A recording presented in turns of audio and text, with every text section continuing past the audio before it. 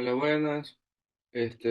Vamos a hablar sobre la prevención, actividades preventivas ante el consumo de drogas desde la atención primaria.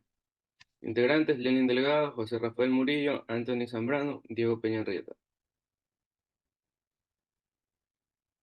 Introducción. El consumo temprano de drogas aumenta el riesgo de adicción.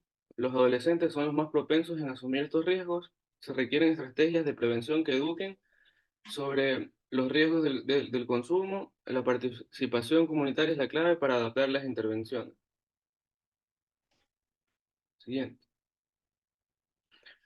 Retrasar la edad del inicio del consumo, limitar la cantidad y tipo de sustancias consumidas, fortalecer factores protectores y disminuir los factores de riesgo, modificar el entorno sociocultural y promover los hábitos de vida saludable. Estos van a ser nuestros objetivos de la atención temprana para la prevención.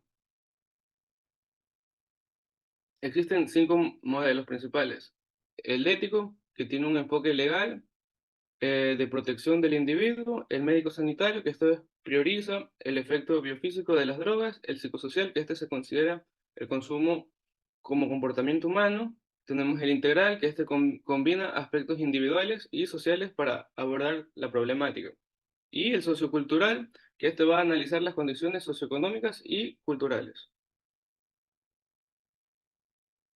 Estrategia de intervención en prevención del consumo de drogas. Tenemos la estrategia informativa, la estrategia formativa, la estrategia de generación de alternativas. Siguiente. En la intervención, luego tenemos lo que es la intervención, tenemos corresponsabilidad, participación y un enfoque intergeneracional.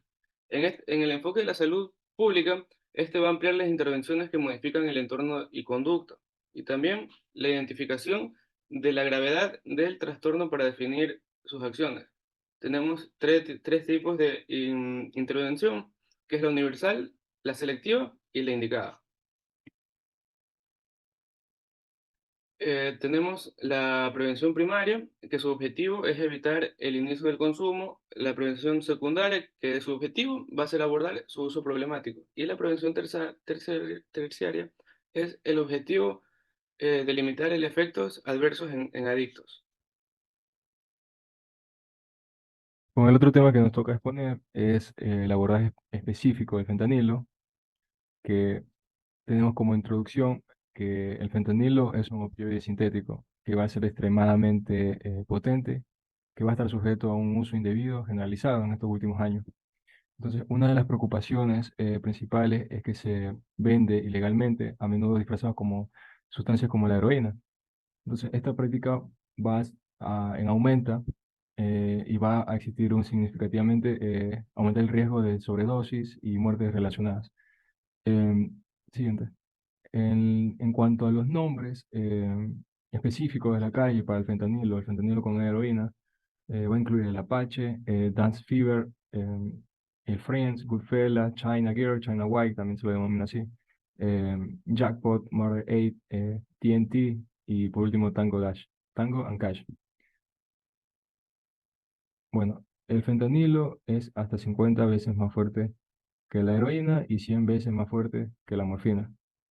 Entonces, el aumento en el número de muertes asociadas con el zumo de fentanilo y su análogo es particularmente preocupante y especialmente en América del Norte. Ya, esto se debe en sí por varios factores y que va a incluir la disponibilidad cada vez mayor a esta droga. Entonces, antes que nada, vemos que tenemos como el fentanilo en su uso farmacológico, farmacéutico, que en sí va a ser recetado por los médicos para tratar el dolor intenso, especialmente después de una operación y en etapas avanzadas del cáncer. También se administra en situaciones de emergencia para controlar el dolor y también una de las más utilizadas en unidades de cuidados intensivos es para el uso de tipo analgesia para la intubación. Ya, además la facilidad, no, mentira. Además la facilidad con la que algunas de estas sustancias pueden ser sintetizadas, en sí va a haber un aumento de su fabricación clandestina. Por ende, eh, se ha aumentado la disponibilidad en el mercado ilegal. Siguiente. La epidemiología del fentanilo va a mostrar una tendencia preocupante y especialmente en el contexto de la crisis de los opioides que va a afectar a varias regiones del mundo. en América del Norte. Según un artículo que leí de la CONADIC, en 2020 aproximadamente 61,3 millones de personas usaron opioides en todo el mundo durante el último año. De estos 31 millones consumieron opiáceos. En América del Norte va a mostrar una alta prevalencia en opioides en comparación al promedio mundial, y aproximadamente un 3,4% de la población entre 15 y 64 años informaron que pueden haber consumido opioides en el último año y 0,7 opiáceos como tal. Siguiente. En Estados Unidos, el uso de fentanilo ha desencadenado una epidemia devastadora que ha resultado en un alto número de muertes, más bien por lo que es la sobredosis. Y durante la pandemia de COVID-19 se aceleró su tendencia, su alza de tendencia, con un total de 91.799 fallecidos registrados por sobredosis. Y en Canadá también ha experimentado un aumento significativo en la sobredosis por opioides, con un aumento de un 95% en el primer año de pandemia del COVID-19. En cuanto al impacto en la salud pública, va a ser preocupante su potencial extremo y la disponibilidad en el mercado ilegal. Entonces, lo que va a provocar en sí es un aumento de la sobredosis de opioides, provocando fallecimientos, graves consecuencias para la salud mental, una carga económica significativa asociada al tratamiento de estas personas con sobredosis. Ya, yo les voy a hablar acerca de los riesgos y efectos del fentanilo. Tenemos que las moléculas de fentanilos se dirigen a los receptores de opioides en el cuerpo. De estos, muchos están localizados en el cerebro, dentro de las estructuras neuroanatómicas especializadas, especialmente en las estructuras que están relacionadas con el control de las emociones y el dolor y la recompensa. El fentanilo es un agonista completo de los receptores opioides mu. También puede unirse a subtipos de receptores como delta y kappa. Tenemos que el fentanilo, al ser altamente liposoluble, penetra fácilmente a través de las membranas, incluida la barrera hematoencefálica y los compartimientos ricos en lípidos, siendo esta una de las principales causas de su variedad de efectos en el organismo.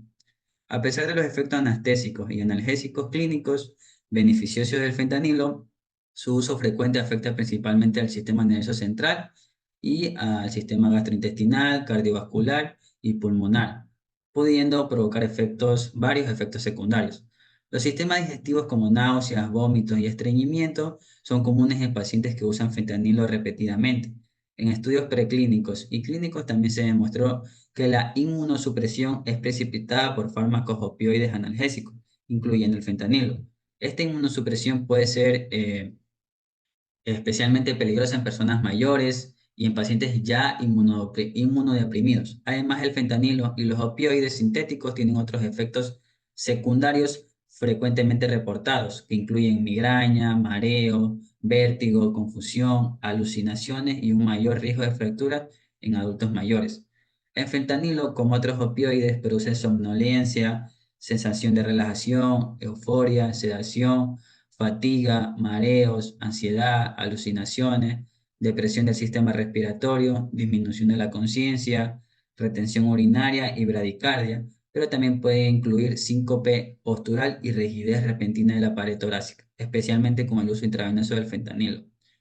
Muchos estudios han informado que los síntomas cardiovasculares después de la analgesia inducida por fentanilo pueden ser isquemia miocárdica, prolongación del intervalo QT y bradicardia. El fentanilo se utiliza comúnmente durante las intervenciones coronarias percutáneas, pero la seguridad relativa de su uso requiere mucha investigación, porque se ha informado que el fentanilo intravenoso induce hipotermia, altera la absorción del ticagrelol y puede causar efectos antiplaquetarios.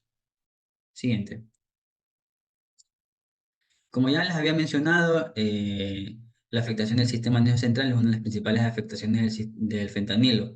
Puede llegar a provocar una neuroinflamación. Tenemos que se ha informado que el uso indebido, la tolerancia y la abstinencia de los opioides induce disfunción neuroinmune innata y adaptativa. Afecta la función neuronal y modula la activación y el fenotipado de las células microgliales, produciendo así efectos proinflamatorios en el cerebro. La autoadministración del fentanilo altera profundamente las proteínas inmunes innatas en el núcleo accumbens y en el hipocampo. Tenemos que la administración de fentanilo aumenta la expresión de citocinas, como pueden ser factores de necrosis tumoral alfa, interleucina 1 e interleucina 5, así mismo como quimiosina, especialmente la quimiosina 20 con motivo CC, y las proteínas de interferón, como puede ser el interferón beta y el interferón gamma, en el núcleo accumbens. Asimismo, como aumenta varias citocinas, también disminuye otras citocinas, como pueden ser la interleucina 4 y la 7. Asimismo, disminuye quimiosinas, como puede ser el factor estimulante de las colonias de los granulocitos y los macrófagos. Y por último, estimula la expresión de la proteína del gen del interferón en el hipocampo, lo que puede iniciar el uso individuo del fentanilo y quizás en el desarrollo de un trastorno por consumo de opioides. Tenemos que la administración del fentanilo aumenta la hiperalgesia mecánica y térmica, aumentando la expresión de citocinas proinflamatorias como la 1, la 6 y el factor de necrosis tumoral alfa, que ya les había mencionado, pero también se da en la médula espinal y en los ganglios de la raíz dorsal y activa lo que es la microglia en la médula espinal. Estos estudios indican que la neuroinflamación juega un papel importante en la analgesia inducida por opioides y en la hiperalgesia inducida por el fentanilo. Siguiente. Ya. Otro de los efectos del fentanilo es la drogodependencia. Tenemos que el fentanilo, al tener varios efectos gratificantes y por lo tanto, debido a estos efectos, tiene un alto potencial de abuso. Su uso repetido conduce al desarrollo de tolerancia y drogodependencia. Esto va a estar dado por un aumento de la cantidad del neurotransmisor de dopamina en las áreas de recompensa del cerebro, lo que provoca varios efectos estereotipados de euforia y relajación. Tenemos que la adicción a las drogas se considera un trastorno del neurotransmisión de la dopamina y del sistema de recompensa en el cerebro, especialmente en las neuronas liberadoras de dopamina en el área tegmental ventral y sus extensas proyecciones. Estudios anteriores han demostrado que la autoadministración de fentanilo provoca neuroadaptaciones duraderas de las corrientes mediadas por los receptores GABA-beta en las neuronas de la dopamina.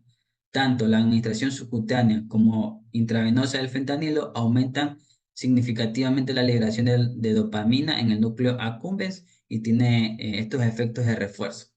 Es por esta razón que los análisis de los sistemas de la notificación de los eventos adversos en los Estados Unidos, Europa y Reino Unido han demostrado que los casos de su uso indebido, abuso, dependencia, abstinencia relacionados con el fentanilo aumentaron entre el 2014 y el 2018, lo que resultó en hospitalizaciones prolongadas o muerte, asimismo como trastornos mentales, como la depresión, insomnio, tendencias suicidas, también pueden ocurrir por el uso del fentanilo, lo que contribuye a la recaída y a un mayor riesgo de depresión respiratoria por muerte o por sobredosis.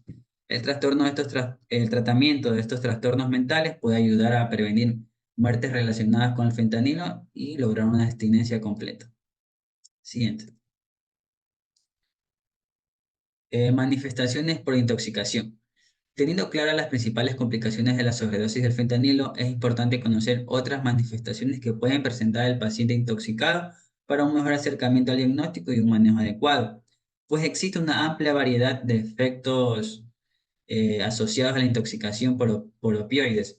Dentro de las manifestaciones que pueden presentar los pacientes con sobredosis se encuentra el síndrome clásico de apnea, estupor y miosis, aunque no todos estos hallazgos están presentes de manera precisa en los pacientes. La depresión respiratoria es la reacción adversa más peligrosa del fentanilo, lo que puede resultar letal. Tenemos que en ratas las inyecciones intravenosas de fentanilo disminuyen de forma dosis dependiente los niveles de oxígeno en el núcleo accumbens, la amígdala basolateral y el espacio subcutáneo.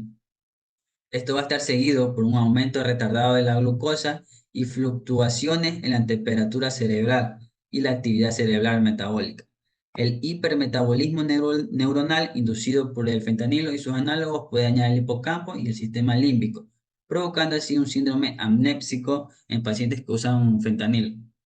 Con respecto a la hipoxia cerebral y la hipotermia, el fentanilo tiene efectos sinérgicos con la heroína, lo que es consistente con el mayor riesgo de muerte por sobredosis asociadas a mezclas de heroína y fentanilo.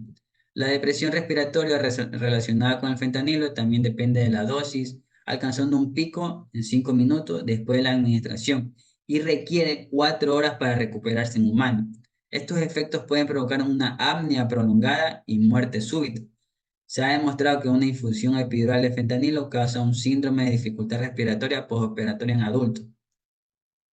En la intoxicación por fentanilo puede presentarse manifestaciones como edema pulmonar, que está aquí generalmente su causa es debido a un intento de expiración contra una glotis cerrada, lo que produce una disminución de la presión intratorácica, lo que provoca extravasación de líquidos, lo que provoca una extravasación de líquidos. Otras manifestaciones son la hipertermia, la rhabdomiólisis, insuficiencia renal, síndrome compartimental, neumonía por aspiración y leucoencefalopatía posthipóxicas. La administración del fentanilo proporciona un alivio eficaz del dolor, pero su uso a largo plazo puede dar lugar a una reducción de los umbrales del dolor. Este fenómeno de hiperalgesia inducida por fentanilo es un desafío en el tratamiento clínico del dolor perioperatoria y crónico. Siguiente. Ya, problemas relacionados con la prescripción de opioides. Tenemos que una revisión sistemática de la bibliografía encuentra una incidencia general en la adicción hasta un 50%, mientras que en pacientes oncológicos llega a un 7,7%. En el contexto de los ensayos que evalúan nuevas presentaciones de fentanilo de acción rápida, se apreció que un 11% de los pacientes presentan conductas aberrantes asociadas al consumo, de los cuales menos del 1% presentó adicción. No obstante, puede que estas cifras infravaloren la prevalencia real de la adicción y otras conductas aberrantes. Es por esta razón que en Estados Unidos las tasas de mortalidad por sobredosis relacionadas con fentanilo se han triplicado y las urgencias relacionadas con fentanilo han aumentado hasta en un 153%. Los problemas relacionados con la prescripción de opioides se pueden clasificar en error terapéutico, manipulación, uso indebido, síndrome de abstinencia y una sobredosis. En el error terapéutico es cualquier error de la pauta en el tratamiento, ya sea un error cometido por el paciente, el médico, el farmacéutico o cualquier persona responsable de la administración. En este apartado estarían incluidos los errores de las dosis, las interacciones con otros medicamentos, la toma de una dosis doble de forma inadvertida, la utilización del fármaco por una vía incorrecta, la administración u ofrecimiento a otra persona distinta al paciente que lo tiene prescrito. En cuanto a la manipulación, aquí podemos encontrar casos como que machacan los comprimidos para poderlos enifarlos, calentar los parches transdérmicos o masticar los comprimidos sublinguales de fentanilo para poder aumentar el efecto. Son algunos de los ejemplos de una manipulación inapropiada de estos analgésicos, opioides. En cuanto a su uso indebido, este término hace referencia a cualquier uso terapéutico intencional de una forma inapropiada, sin seguir la pauta de prescripción médica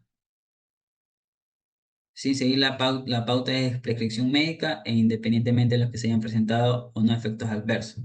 En cuanto al síndrome de abstinencia, es el conjunto de síntomas y signos que aparecen cuando disminuye la concentración sanguínea de analgésico opioide al final del intervalo de la dosis. Tenemos que la sintomatología suele aparecer transcurrida a las 6,12 horas desde la última dosis.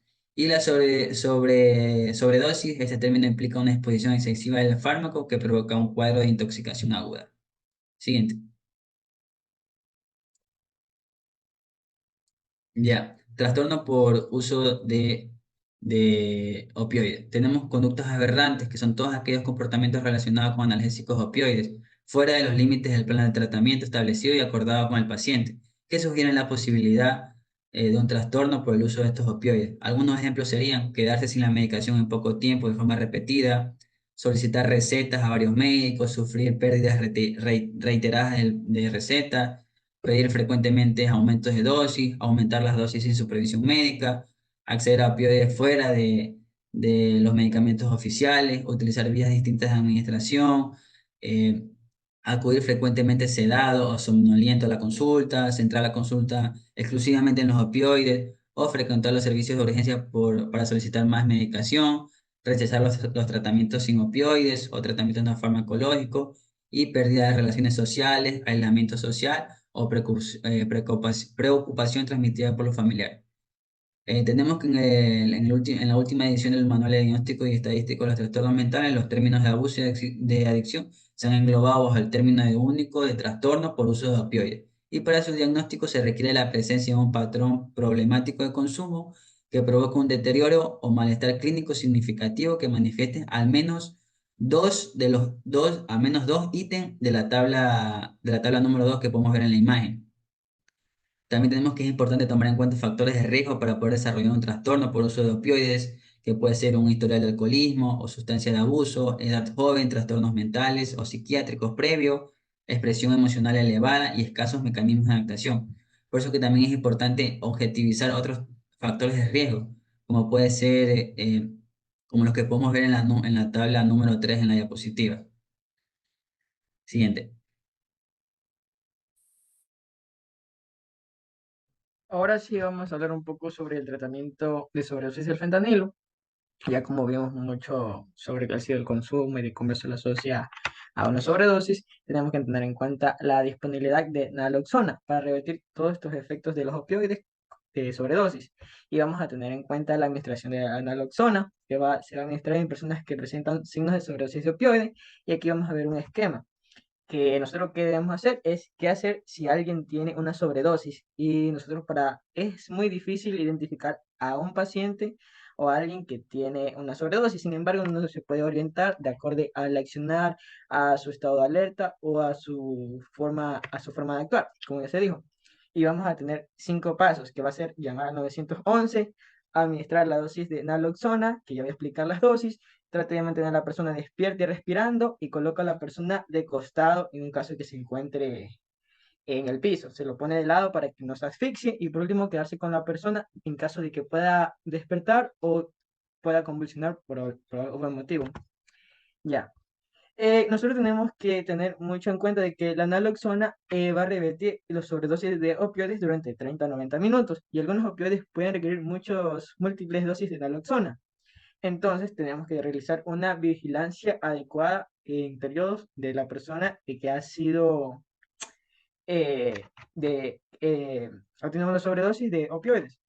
Entonces, en los pacientes dependientes de opioides con riesgo de síndrome de abstinencia, vamos a utilizar al menos 2 miligramos, que es en 0,0 ml de líquido nasal en el orificio nasal, en cada 2 a 3 minutos según la necesidad, alternando los orificios, de acuerdo a la necesidad que haya tenido el paciente de la sobredosis. Como alternativa, también puede utilizarse una formulación de una jeringa de 2 miligramos, 2 ml intravenosa, como un adaptador nasal para administrar 1 miligramo en cada orificio nasal. Siguiente. Ya. Nosotros también tenemos que tener en cuenta otros medicamentos, ya que los medicamentos para los trastornos por consumo de opioide o incluido el trastorno por consumo de fentanilo son seguros, eficaces y salvan vidas. Estos medicamentos interactúan con los mismos receptores de opioides del cerebro, que tanto afecta al fentanilo y otros que producen los mismos efectos. Vamos a tener la metadona, que va a ser un agonista completo de los receptores de opioides y se va a adherir a los receptores de este mismo para así activar y aliviar los síntomas de abstinencia y deseo de consumo. Lo mismo va a hacer con la buprenorfina, pero lo que va a hacer es activarlos parcialmente y reducir los síntomas de abstinencia y el deseo de consumo. Y por otra parte vamos a tener el naltrexona, que es un antagonista de los receptores de opioide y lo que va a impedir que el fentanilo se adhiera a los receptores de opioide, bloqueando así sus efectos. Siguiente, por favor. Ya. Y nosotros tenemos que tener muy en cuenta sobre las estrategias de prevención con fentanilo, ya que vamos a abordar la prevención del fentanilo porque es un opioide sintético extremadamente potente, destacando su alta potencia, su presencia en otras drogas para aumentar así la forma y el actuar de este opioide. Y nosotros tenemos que realizar un apoyo psicológico. ¿En qué sentido? En que las terapias conductuales para adicción de opioides van a ayudar a las personas a modificar su actitud y su comportamiento con relación al consumo de la droga, aumentando así su habilidad para llevar una vida sana y ayudarles a continuar tomando estos medicamentos de una forma regulada. Así que vamos a tener 3 etapas, que va a ser la terapia de cognitivo-conductual, que va a ayudar a modificar las expectativas y el comportamiento del paciente con relación al consumo de la droga y manejar los factores desencadenantes. Asimismo, el estrés de una forma mucho más eficaz para poder sobrellevar las sobredosis que se han tenido. Vamos a tener el control de contingencias que emplea un sistema basado en cupones. ¿Qué quiero decir con esto? De que al paciente nosotros vamos a otorgar un punto por cada examen que dé negativo de acuerdo a un consumo de drogas. Y esto va a generar al paciente una forma gratificante de que está mejorando con un proceso de ayuda. Y por último, vamos a tener entrevistas motivacionales, que esto llega a un papel muy fundamental de acuerdo a los pacientes que van a presentarse a saberse conocer ellos mismos y van a tener sentimientos encontrados de una forma de que pueden generar un progreso o reconocer sus mismos errores a lo largo de estas etapas. Siguiente, por favor. Ya bueno. Y por último vamos a tener lo que va en contra de las estrategias y van a ser los desafíos. Tanto vamos a tener la disponibilidad en el mercado ilegal. Vamos a tener la clandestinidad de la producción, que como mucho se sabe, la fabricación clandestina de fentanilo es un fenómeno alarmante porque no se regula las dosis, no se regula las dosificaciones y por lo general suele haber bastantes efectos adversos y muchos que llevan hasta la muerte. Vamos a tener también la ruta de distribución transnacional.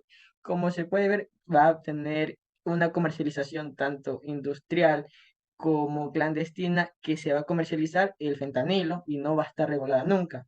Y por último vamos a